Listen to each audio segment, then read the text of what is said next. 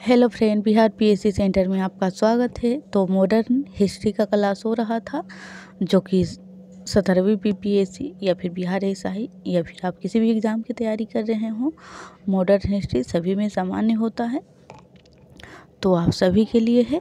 तो चलिए, इसका आज दूसरा लेक्चर है। अगर आपने इससे पहली वाली क्लास को नहीं देखा तो प्लीज़ पहले आप उसे ज़रूर देख लें। और ये टोटल 500-600 का क्वेश्चन का मॉडर्न हिस्ट्री का सीरीज है। तो आज दूसरा लेक्चर है। अगर आप यहाँ से पढ़ते हैं तो मॉडर्न हिस्ट्री में आपको क्वेश्चन छूटने की संभावना बिल्कुल नगण्य हो जाएगी। तो चलिए, क्वेश्चन नंबर 21, निम्नलिखित में किसके कारण सार्वजनिक रोष की लहर उभरी जिसके फलस्वरूप जलियांवाला बाग में ब्रिटिश द्वारा जनसंहार की घटना घटी। यानी कि जो जलियांवाला हत्याकांड हुआ वो किस कारण से हुआ, तो इसका जो राइट आंसर हो जाएगा दी रोलेट एक्ट। यानी कि इसी एक्ट का विरोध करने के लिए लोग अमृतसर में एक बाग में लोग सभा कर रहे थे बैठ के, तो यही एक्ट है दी रोलेट एक्ट। चलते हैं नेक्स्ट पे। अब यहाँ पे इसका डिटेल्स, ये जो घटना घटी थी 13 अप्रैल 1919 को अमृतसर, जो कि पंजाब में पड़ता है, जलियांवाला बाग में। बस इतना ही इसमें, और इसमें ज़्यादा कुछ। और हाँ, इसमें जो नेता को गिरफ्तार किया गया था वो थे सैफुद्दीन और किचलू। चलते हैं नेक्स्ट पे। क्वेश्चन नंबर 22, भारत के लिए एक डोमिनियन स्टेटस कॉन्स्टिट्यूशन के प्रारूपण का प्रथम प्रयास किसकी प्रतिक्रिया में किया गया था। तो इसका जो राइट आंसर हो जाएगा क्वेश्चन नंबर 22 का, वो हो जाएगा मॉन्टेग्यू चेम्सफोर्ड सुधार। यानी कि पहली बार इसी में, यही सुधार में एक डोमिनियन स्टेटस कॉन्स्टिट्यूशन की प्रारूपण का प्रयास पहली बार किया गया था। चलते हैं नेक्स्ट, जो कब आया था। ये जो मॉन्टेग्यू चेम्सफोर्ड अधिनियम है वो 1919 में आया था। 1 मिनट, मैं यहाँ से ब्रश ले लेती हूँ पहले। ये जो आया था 1919 में आया था। चलते हैं नेक्स्ट पे।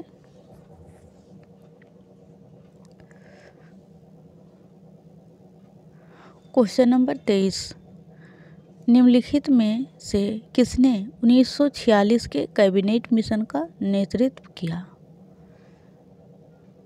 तो कैबिनेट मिशन का जो नेतृत्व किया था उसका वो थे सर पैट्रिक लॉरेंस। यानी कि राइट आंसर सी हो जाएगा। इन्होंने ही नेतृत्व किया था कैबिनेट मिशन का। चलते हैं नेक्स्ट पे।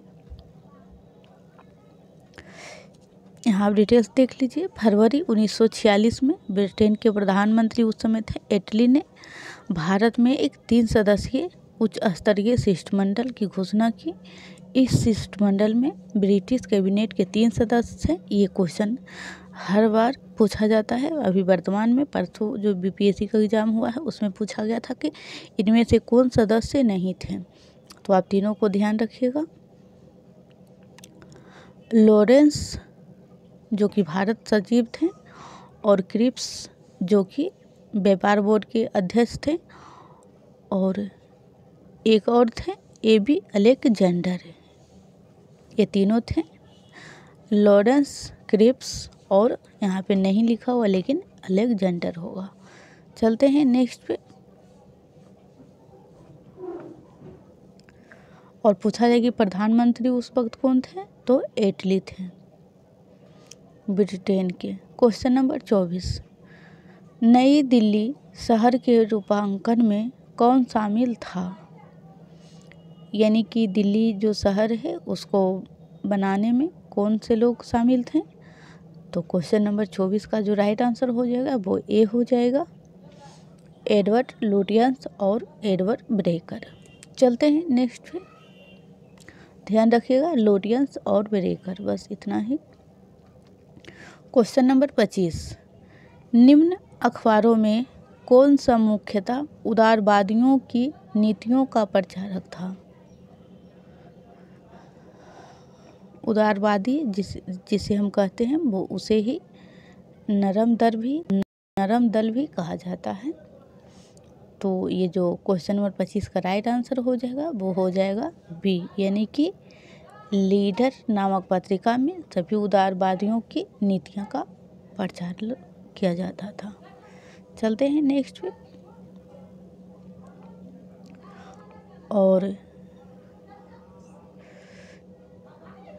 और एक चीज़ और यहाँ पे, न्यू इंडिया और कॉमनवेल्थ जो पत्रिका है एनी बेसेंट के द्वारा संपादित किया जाता था, और यंग इंडिया जो है उसकी स्थापना 1918 में महात्मा गांधी के द्वारा किया गया था। और ये दोनों ही क्वेश्चन कई बार एग्जाम में पूछे जा चुके हैं। आप प्रीवियस वीडियो को आप प्रीवियस क्वेश्चन बैंक को देख सकते हैं। चलते हैं नेक्स्ट पे, चाहे बीपीएससी हो चाहे बिहार शिक्षक भर्ती का हो, सभी में।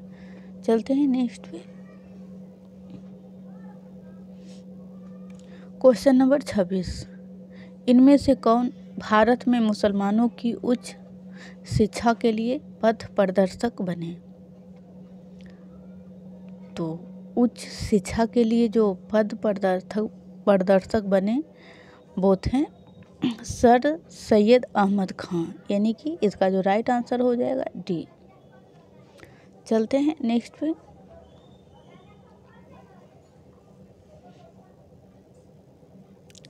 क्वेश्चन नंबर 27, भारत स्वदेशी आंदोलन के दौरान लिखा गया गीत अमार सोनाल बांग्ला ने बांग्लादेश को उसके स्वतंत्रता संग्राम में प्रोत्साहन किया और उसे बांग्लादेश ने राष्ट्रगान के रूप में अपनाया।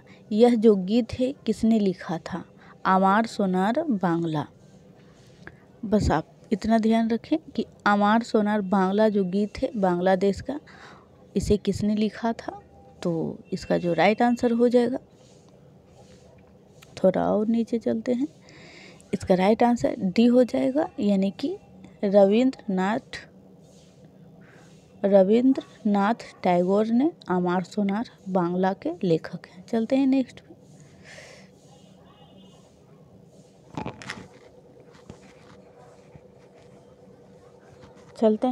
पे, एक मिनट।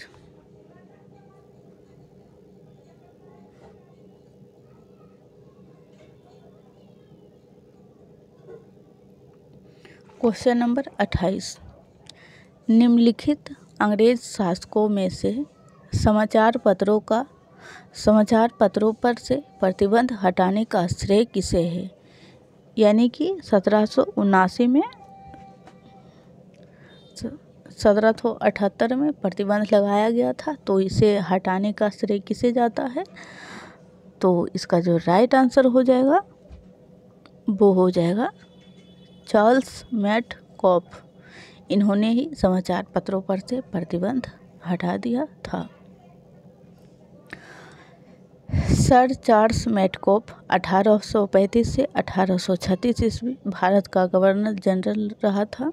1 वर्ष तक भारत के गवर्नर जनरल के पद पर कार्य करने वाले चार्ल्स मैटकॉफ प्रेस पर नियंत्रण हटाने के लिए याद किया जाता है। चलते हैं नेक्स्ट क्वेश्चन पे, और इन्हीं कार्य के लिए इन्हें समाचार पत्रों का मुक्तिदाता के रूप में भी जाना जाता है। चलते हैं नेक्स्ट पे, क्वेश्चन नंबर 29, स्वतंत्र भारत का प्रथम गवर्नर जनरल था। तो स्वतंत्र भारत के जो प्रथम गवर्नर जनरल थे वो थे लॉर्ड माउंटबेटन। ध्यान दीजिएगा, अगर भारतीय पूछे तो सी राजगोपालाचारी हो जाएंगे, लेकिन यहाँ पूछा जा रहा है स्वतंत्र भारत का, यहाँ भारतीय नहीं लगा हुआ है, तो दोनों को आंसर 2 हो जाएगा।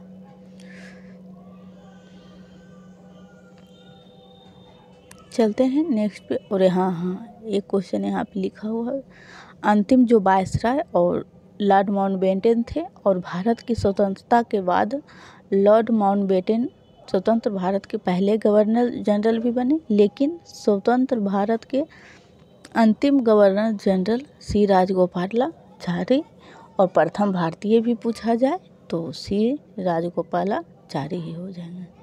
चलते हैं क्वेश्चन नंबर 30, निम्नांकित में से कौन सुमेलित नहीं है, यानी कि कौन से गवर्नर जनरल